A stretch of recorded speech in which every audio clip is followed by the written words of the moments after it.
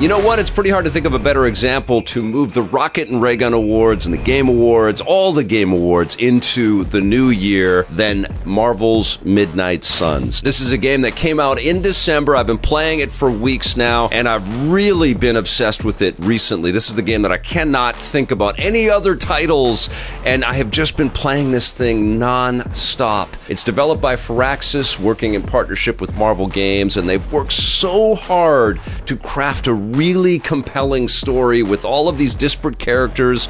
We have Avengers characters in here like Iron Man and Captain America. We've got Wolverine and Spider-Man. We've also got all of these Midnight Suns kind of classics and staples like the Robbie Reyes Ghost Rider. We've got Caretaker in here. Doctor Strange is an incredibly important part of this experience. We've got Nico Minoru, who's from the Runaways. We've got Magic, who is the sister of Colossus. I found that out. I didn't know that, but it tells you all of that stuff. And we've got other characters as well that you find along the way and cameo through this. Of course, the Hulk is a part of it, and Sabretooth and Crossbones and Scarlet Witch. All kinds of Marvel favorites are included in the base game, and then there's also a pretty elaborate DLC plan with other characters that they're going to be introducing into this thing. Suffice to say that there was a lot of work to get all of these backstories and origin stories and these different types of characters to interconnect in a believable way. And the way that they did it is they introduced this new character, which is kind of the protagonist that most of the storytelling is centered around, called the Hunter, and you can create this character from scratch as a male or a female. And what happens is that you are brought back to life after hundreds of years of being dead, which kind of creates this great connection with Captain America, who of course woke up from a deep freeze.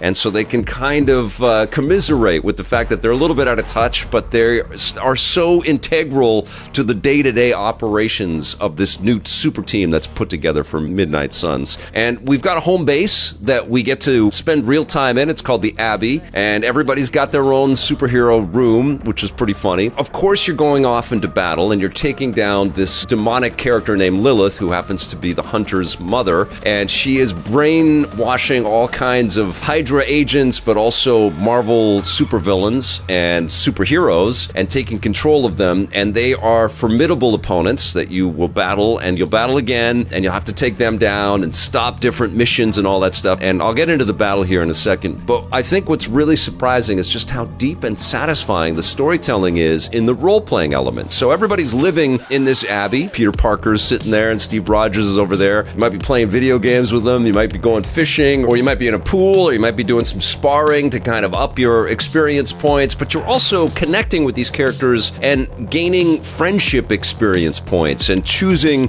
whether to answer questions in kind of a light side direction or a dark side direction. And through all of these choices, all kinds of new doorways and new opportunities and buffs and embellishments start to open up for yourself, your main character, the Hunter, but also in relationships across the spectrum with the other characters. So you might bring a gift over to Captain Marvel or something, or buy some kind of customizable option for one of the characters that you're trying to befriend, or you might go off on a separate little walk or have a discussion with Agatha Harkness, who is a ghost in this game. And so all of these different layers of storytelling depth add real flavor and nuance to the experience. You really start to care about the way that you're connecting with all of these characters. And of course, there is some friction with the mainline Midnight Suns characters and the Avengers characters. The Avengers are used to being the top dogs, and the Midnight Suns characters are feeling a little bit relegated to second fiddle. And I did find myself choosing to go into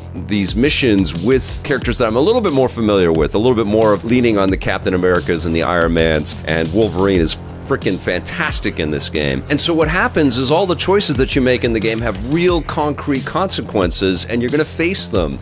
And so you go out on missions, and then you come back to the Abbey, you're checking in on Iron Man and Doctor Strange in the Forge, and they're looking at different items to give you new abilities that you'll take back into battle, or they will help you to buff stuff up. And you're embellishing the Forge, where you can build workshop tables to help craft new items that you can take with you into battle. You're also sending out the heroes on special ops, which feels a little bit analogous to some of the XCOM missions, which are taking place off screen, but they'll come back with all kinds of benefits for you as you progress into the story as well. And the characters will get hurt and they'll have to rest up before they're really suitable for going out into battle, which encourages you to mix and match. And there's also a lot of opportunity for you to go out into these missions without the hunter. So you can sideline her for a moment and then just go out with Spider-Man and the Wolverine and Captain America or something like that. And so it's a tremendously flexible system, and it's systems upon systems. You're also exploring the area around the Abbey, and you're unlocking magical doors, and you're seeing the heroes that are coexisting with you in this space are also taking up sections. You know, they might take over a shrine, or they might take over a cave and turn it into an auto body shop or something like that. And so you're encountering these heroes all over the place, and it's really freaking cool. It's very much a story-driven role-playing game that evokes some of the stuff that we might play from BioWare or something, which I wasn't expecting. I was really expecting to just have an HQ, but then the emphasis would be to go out on these battles. And that's kind of the reward of it all. Like, all of it is fun. All of the loops are really addictive, but the real reward is when you take your experience and your abilities and any passives that you might have on your characters, and you use them. You go out into battle, and you're also getting all of these cards, which are your combat abilities or your defensive abilities, but you're also able to grow the stats on those or combine cards and buff them up that way. And so there are all of these loops, man. You're finding journal pages and digging into the lore, into the history of all of these characters in a bunch of different directions. But then you go out into battle, and you do use these cards in a pretty elegant system where you don't have that many moves at your disposal as the three characters that you go into battle with. You only usually have like one or two moves that you can employ, or unless you buy the ability to add new moves. And the moves will position you on the battlefield where you might have the ability to use something in the environment, throw a box on them, or kick a box across the screen and wipe out a bunch of different characters. But primarily, you're situated where you've got action points that will give you the ability to use 3 or 4 of the cards, and you're going to be creating some kind of a skill situation, like putting the Wolverine into Berserk mode, and then going into Eviscerate or something where Wolverine will hack and slash with 4 different characters on the screen. And because he's in Berserk mode, he's also stealing some life energy from them as well. And so you're watching the hit points on your characters. Some of them, like the Hunter, have the ability to heal your characters, but you're dropping these cards down, which might send your character like Blade high up into the air, and then he comes down with a stake and stabs one of the Hydra guys with that and wipes them out that way. We start fighting against these military extremists, and then it starts to go into a lot more of the esoteric, the occulty kind of aspects of the Marvel Universe, which is pretty cool. So demon dogs and giant monsters and things like that. And all of it is just incredibly rewarding. And so there is a piece of this which evokes the lessons that playing a game like XCOM will teach you, but it's definitely a different vibe. So it's about having the right deck, and you're constantly managing that and adjusting that. It's about picking the right characters to go out on different missions. Sometimes you'll have to stop a truck from taking off, or a helicopter from taking off, or boxes from exploding. Sometimes you have to capture a supervillain or take down a giant demon. There's a lot of flexibility in the way that all of these things are served up, and it's so addictive. And that's the thing with this game. The missions are addictive, and you feel like a champion when you defeat them. And truthfully, the game doesn't hold your hand that much, so there is a lot of head scratching and figuring it all out and having to redo missions until you've completed them to your satisfaction. And then you'll go back to the Abbey and you get caught up in the lifestyle of all of these superheroes living together and working together, and all of the little bits and pieces of information and the gloss that you can build. Gloss is one of the currencies in the game that you can spend on augmenting your characters, but also augmenting your bedroom and adding picture frames up there. There's a photo booth where you're customizing your own comic books in the thing, and you can put them into picture frames all throughout the Abbey, which is really cool as well. You can tell, man, the game is just so freaking fun. It's so much fun to play. It really has that compulsive hook.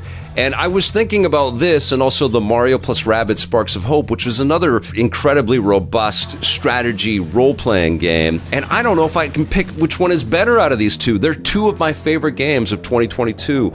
I just freaking adore Marvel's Midnight Suns. I do have to put the caveat in there that you've got to be kind of into the strategy experience, and you really do have to be a fan of Marvel superheroes or superheroes in general to get the most out of it. If you're coming in with a meh attitude about either one of those situations, this is going to be a tough sell for you because it's a really deep, rich experience, but it's so well made, it's so addictive. And if you are a fan of Marvel superheroes, and if you do like strategy games like the Mario+Rabbids or Fire Emblem or XCOM, you're gonna freaking love this game. Like I do. I absolutely adore Marvel's Midnight Suns. I'm gonna give it a 9.5 out of 10.